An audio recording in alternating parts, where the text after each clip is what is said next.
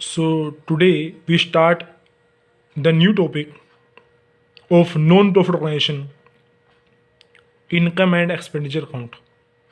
Last video में हमने receipt और पेमेंट अकाउंट के बारे में पढ़ा था। अब हम पढ़ेंगे इनकम एंड एक्सपेंडिचर अकाउंट के बारे में।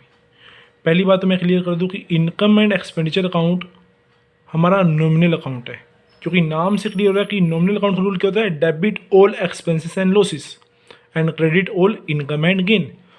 तो इनकम एंड एक्सपेंडिचर अकाउंट में डेबिट साइड खर्चों वाली साइड है और क्रेडिट साइड इनकम वाली साइड है।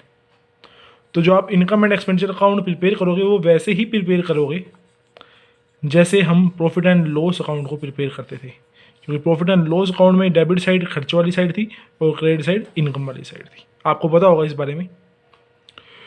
अब इनकम एंड एक्सपेंडिचर अकाउंट में सिर्फ आप करंट ईयर के इस साल से रिलेटेड खर्चे और इनकम को शो करोगे, ना ही नेक्स्ट ईयर के ना ही प्रीवियस ईयर के। तो इनकम एंड एक्सपेंडिचर अकाउंट में we can show only current year incomes and expenses, और वो भी कौन से नेचर के, जो डेली रूटीन में खर्चे हो रहे हैं और जो डेली रूटीन में इनकम प्राप्त हो रही है। जैसे हम गुड्स की सेल और परचेज करते हैं, वो डेली रूटीन में करते हैं, तो उन खर्चों और इनकम को हम कहाँ दिखाएंगे, इनकम एंड एक्सपेंडिचर अकाउंट में। तो मैं कह सकता हूँ कि जो रिवेन्यू नेचर के आइटम है, रिवेन्यू नेचर के आइटम कौन से थे, जो हम डेली रूटीन में खर्चे और इनकम प्राप्त कर रहे हैं। Revenue expenditure and revenue receipts both are show in the income and expenditure account. तो रिवेन्यू एक्सपेंडिचर डेबिट साइड में आएंगे, क्योंकि मैंने कहा कि इनकम एंड एक्सपेंडिचर अकाउंट में डेबिट साइड पे खर्चे आते हैं और क्रेडिट साइड पे क्या आती है, इनकम आती है।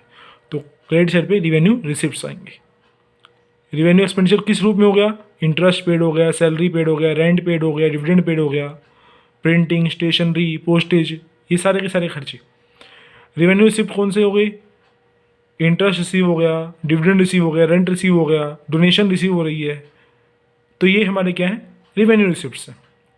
इसके अलावा इनकम एंड एक्सपेंडिचर अकाउंट में कौन कौन से आइटम आएंगे, जितने भी आउटस्टैंडिंग एक्सपेंसेस हैं, प्रीपेड एक्सपेंसेस है, एक्यूर्ड इनकम है, अर्न इनकम है, जो आपने +1 में पढ़ा होगा प्रॉफिट एंड लॉस और बैलेंस शीट में, आउटस्टैंडिंग एक्सपेंसेस, प्रीपेड इंश्योरेंस, तो उनकी वैसे ही ट्रीटमेंट होगी जैसे हमने +1 में प्रॉफिट एंड लॉस अकाउंट में पढ़ी थी। तो जब हम क्वेश्चन करेंगे तब आपको ज़्यादा क्लियर हो जाएगा। इवन हम इनकम एंड एक्सपेंडिचर अकाउंट में सेम वैसे ही डेप्रिसिएशन ऑन मशीनरी दिखाएंगे जैसे प्रॉफिट एंड लॉस अकाउंट में डेबिट साइड पे दिखाया करते थे +1 में। मशीनरी पर जो डेप्शन लगता था उस डेप्शन को हम लॉस मानकर प्रॉफिट एंड लॉस अकाउंट में डेबिट साइड पे दिखाते थे, खर्चों वाली साइड पे। तो सेम यहाँ पर इनकम एंड एक्सपेंडिचर अकाउंट में खर्चों वाली साइड पे आएगा। अब अगर इनकम एंड एक्सपेंडिचर अकाउंट में इनकम ज़्यादा है और खर्चे कम हैं, तो इनकम एंड एक्सपेंडिचर अकाउंट में जो होगा वो होगा सरप्लस। क्लियर है बात। अगर इनकम ज़्यादा है और खर्चे कम है तो क्या होगा, सरप्लस होगा। वहाँ पे क्या था, प्रॉफिट एंड लॉस अकाउंट में नेट प्रॉफिट होते थे, और अगर खर्चे ज़्यादा हो इनकम हो तो वहाँ पे क्या होता था, नेट लॉस होता था। यहाँ होगा डेफिशिएट।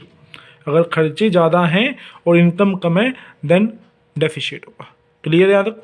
अब इसके बाद हम पढ़ेंगे बैलेंस शीट। तो अब हम बात करते हैं बैलेंस शीट की। यहाँ पर हम 2 बैलेंस शीट बनाएंगे, एक प्रीवियस ईयर की बैलेंस शीट और एक करंट ईयर की बैलेंस शीट। जैसे मैंने आपको फॉर्मूले बना के दिखा रखा है, आपको पता कि ये लाइबिलिटी वाली साइड है और ये एसेट साइड है। सेम यहाँ पर भी लाइबिलिटी और एसेट। अब सबसे पहले बैलेंस शीट में आएगा क्या, अगर आपको याद हो जब हमने रिसिप्ट और पेमेंट अकाउंट बनाया था लास्ट वीडियो में, तो मैंने एक बात कही थी कि रिसिप्ट और पेमेंट अकाउंट हमारी कैश बुक होती है, और कैश बुक का डेबिट और क्रेडिट बैलेंस दोनों होता है। ओपनिंग बैलेंस होता है टू बैलेंस BD के नाम से, और लास्ट में जो हम बैलेंस निकालते हैं वो होता है बाय बैलेंस CD के नाम से। जो आपको टू बैलेंस BD दिया होगा वो ओपनिंग बैलेंस है कैश का, और जो बाय बैलेंस CD आप लास्ट में निकालते हो वो क्लोजिंग बैलेंस है कैश का। तो ओपनिंग और closing balance of cash that will be show in the balance sheet. तो ओपनिंग बैलेंस शीट आएगा पिछले साल की बैलेंस शीट में एसेट साइड पे, और क्लोजिंग बैलेंस आएगा कैश का इस साल की बैलेंस शीट में एसेट साइड पे। क्लियर है। आपको पता है कि सारी की सारी एसेट कहाँ आती हैं, बैलेंस शीट में एसेट साइड पे। अगर साल के दौरान परचेज करी है तो इस साल की बैलेंस शीट में एसेट पे आएगा। अगर लिखा हुआ कि ओपनिंग एसेट्स हैं साल के स्टार्टिंग की 1 अप्रैल को, जो बैलेंस दिया होगा एसेट का वो कहाँ आएगा, पिछले साल की बैलेंस शीट में एसेट साइड पे। अब आपको एक बात और क्लियर कर दूं कि इन्वेस्टमेंट पर कभी भी डेप्रिसिएशन चार्ज नहीं होता। क्लियर है बात। उसके बाद अगर आपने साल के दौरान कोई फर्नीचर परचेज करा, if you purchase any furniture in current year, इस साल अगर कोई फर्नीचर परचेज कर रहा है तो वो कहाँ आएगा, इस साल की बैलेंस शीट में एसेट साइड पे। क्लियर है बात। अब एक बात सोचो, देखो मान लो आपने लास्ट ईयर एक फर्नीचर था 1 अप्रैल 2020 को 10,000 रुपये का, तो आपने लास्ट ईयर की बैलेंस शीट में उसको दिखाना है। यहाँ पे फर्नीचर दिखा दोगे 10,000 रुपये का। साल के दौरान आपने 6,000 का फर्नीचर और खरीदा, तो पहले यहाँ दिखाओगे फर्नीचर इस साल की बैलेंस शीट में पिछले साल का 10,000 का, और इस साल का जो खरीदा है वो 6,000 का और दिखा दिया, तो कितने का फर्नीचर हो गया? 16,000 रुपये का। अब यहाँ नीचे लिखा हुआ है कि एक फर्नीचर जिसकी बुक वैल्यू 4,000 रुपये है, आपने उसको 2,400 रुपये में सोल्ड कर दिया। नोटिस करो कि बुक वैल्यू कितनी है? 4,000। अब बुक वैल्यू होती क्या है? जिस वैल्यू पे आप एसेट को परचेज करते हैं that value is called book value. तो बैलेंस शीट में जो आपको एसेट दे रखी होती है वो होती है बुक वैल्यू। तो आपका 4,000 का फर्नीचर था, आपने 2,400 में सेल कर दिया, तो लॉस कितने का हुआ? 2,600 का। तो पहली बात तो इस 2,600 के लॉस को आप इनकम एंड एक्सपेंडिचर अकाउंट में खर्च वाली साइड दिखाओगे, क्योंकि अगर याद हो loss on sale of asset को हम हमेशा प्रॉफिट एंड लॉस अकाउंट में डेबिट साइड दिखा देते हैं, तो यहाँ पे कहाँ आएगा? इनकम एंड एक्सपेंडिचर अकाउंट में खर्च वाली साइड पे। अगर यही 4,000 का फर्नीचर हम 4,400 में सेल करते तो हमें 400 रुपये का प्रॉफिट होता, तो फ्री प्रॉफिट कहाँ दिखाते? इनकम एंड एक्सपेंडिचर अकाउंट में, इनकम साइड पे। इतनी बात क्लियर है। दूसरी बात, आपने जो फर्नीचर दिखाया है अभी तक बैलेंस शीट में वो हमेशा बुक वैल्यू दिखाई है, तो माइनस भी क्या करोगे? बुक वैल्यू माइनस करोगे, कभी भी मार्केट वैल्यू माइनस नहीं करोगे। अगर आपने 4,000 का फर्नीचर 4,400 में सेल करा तो 4,400 को शो नहीं करोगे बैलेंस शीट में, आप कितना माइनस करोगे? 4,000 बुक वैल्यू माइनस करोगे। तो हम यहाँ पे इस साल की बैलेंस शीट में से 4,000 बुक वैल्यू माइनस करेंगे। अब मशीनरी कितने की रहेगी? मशीनरी नहीं, सॉरी, फर्नीचर कितने का रह गया? 12,000 का। अब इस 12,000 के ऊपर अगर कोई डेप्शन बोल रखा है तो आप इस पर डेप्शन लगा दोगे, जितना भी 10% है 20% है वो आपको क्लियर हो जाएगा क्वेश्चन के अंदर। क्लियर है बात? आपको बताया कि बैलेंस शीट में एसेट के साथ साथ और कौन सी साइड होती है? Liability side. तो लाइबिलिटी साइड में सारी की सारी लाइबिलिटी दिखाओगे। अब मैं आपको क्लियर कर दूं कि प्रीवियस ईयर बैलेंस शीट में जितना भी एसेट का टोटल आएगा उसमें से आपने लाइबिलिटी को माइनस करना है। हमारा ये पॉइंट है कि asset is equal to capital plus liability. आपने प्लस में भी पढ़ा होगा अकाउंटिंग क्वेश्चन में, आपको यहाँ पे एसेट दी होंगी पिछले साल की, यहाँ पिछले साल की लाइबिलिटी दी होगी, आपको कैपिटल नहीं दे रखी होगी। और पहली बात तो इस बात को क्लियर कर दूं कि ये जो नॉन प्रॉफिट ऑर्गेनाइजेशन है इसमें कोई मालिक नहीं है, तो इसीलिए कोई कैपिटल नहीं आएगी। यहाँ पे क्या आएगा? कैपिटल फंड आएगा। पर फार्मूला वैसा ही है, आप एसेट में से लाइबिलिटी को माइनस करोगे तो आपका कैपिटल आएगा, तो यहाँ आप कैपिटल फंड कैलकुलेट करोगे पिछले साल की बैलेंस शीट में।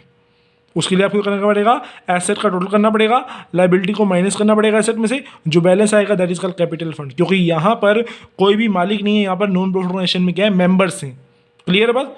पर वही कैपिटल फंड का बैलेंस इस साल की बैलेंस शीट में लाइबिलिटी साइड पर भी आएगा। फिर इसमें हम एक चीज़ ऐड करेंगे लाइबिलिटी साइड पे, दैट इज कॉल्ड सरप्लस।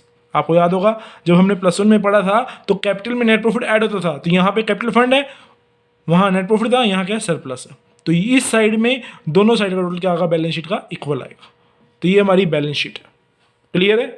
अब नेक्स्ट वीडियो हम जो मेन वीडियो बनेगी हमारी वो किससे रिलेटेड होगी? कौन कौन सी आइटम कहाँ कहाँ शो होंगी इनकम एंड एक्सपेंडिचर अकाउंट में और बैलेंस शीट में।